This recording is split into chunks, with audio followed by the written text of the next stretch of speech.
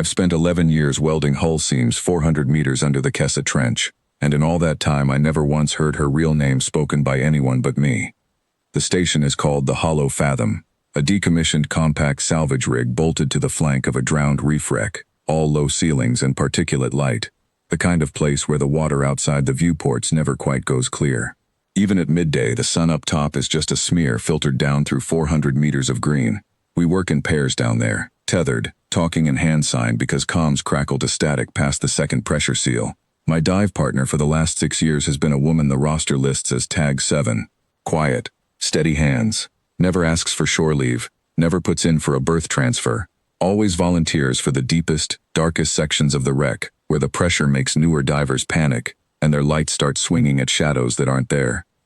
I used to think that was just her temperament. Some people are built for the deep the way others are built for open sky. It took me longer than I'd like to admit to notice that she wasn't drawn to the dark so much as she was hiding in it, the way a person hides in any room nobody thinks to look in twice. I didn't learn her name the normal way. I learned it the way you learn most things worth knowing down there. By accident, in the dark, when there wasn't time to be careful. 3 years into working together, a support strut gave out on sub-level 11 and buried her hand under 200 kilos of corroded plating.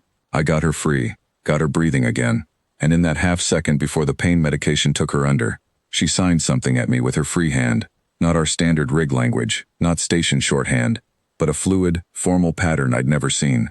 I didn't understand it. I copied the shape of it anyway, memorized it like a knot, because it seemed like it mattered to her more than the pain did. I remember the weight of that plating more than I remember most of the last decade, the way it settled wrong, the way her breathing mask fogged and cleared, while I got the cutting torch angled into a gap barely wide enough for my wrist. I remember thinking, with the flat, useless clarity you get when you're too busy to be afraid, that I didn't even know this woman's actual name. 6 months working the same dives, and all I had for her was a number stitched onto a suit collar. When she came out of the sedation, she looked at my hand. I'd been practicing the sign against my own palm without realizing it, over and over on the ride back up, and went very still. "Where did you learn that?" she said. Not a question, an accusation dressed as one. "You taught it to me." "Sort of, 3 days ago on the strut." She didn't answer, but the next dive, when I signed her tag number the way protocol requires, 7, ready. She didn't respond until I signed the other pattern instead, the one she'd given me by accident. After that, I never used her number underwater again. I don't know what it meant. I just knew that when I signed it, she came back to herself faster, like a woman surfacing. I never asked what it was. Some things you don't push on, 400 meters down, in the dark, with someone's life depending on how steady your hands stay. I just kept signing it, every dive. 6 years. It turns out I was signing a name, her name, Neris. I found out what she really was 3 weeks ago, when the compact sent down a decommissioning audit and a young officer named Voss started running biometric sweeps on every soul aboard before the station got stripped for parts. Everyone else cleared in under a minute. Standard registry hits, standard service records. When he ran Neris's scan, the panel just sat there blinking, cross-referencing against nothing. "There's no match," Voss said, like it was her fault. "No birth registry, no service enlistment, no prior posting. According to the compact, this woman doesn't exist. I can't decommission a ghost onto a pension roll. I need a paper trail or I file her as unregistered labor, which means no severance, no relocation credit, nothing. She gets nothing." Neris didn't argue. That was the part that told me how deep this went. She just stood there, hands folded, like a woman who'd rehearsed this exact moment of being erased 100 times already, and had made her peace with it long before I ever met her.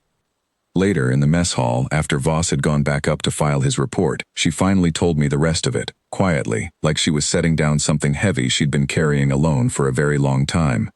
She'd been the head of a royal seat once, the Eleven Deep, a submerged court that governed half a drowned homeworld, before a purge scattered what was left of it into exile fleets and refugee lanes.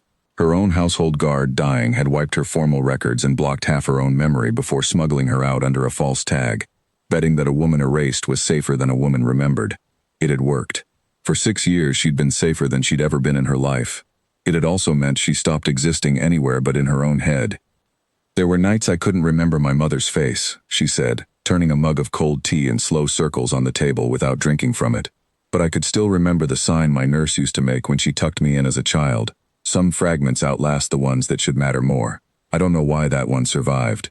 I only know that when it slipped out of me on that strut, half under sedation, some part of me had decided you were safe enough to hand it to. She looked up. I didn't decide that lightly. I want you to understand that. I did understand it, or as much of it as a man who'd never lost a kingdom could.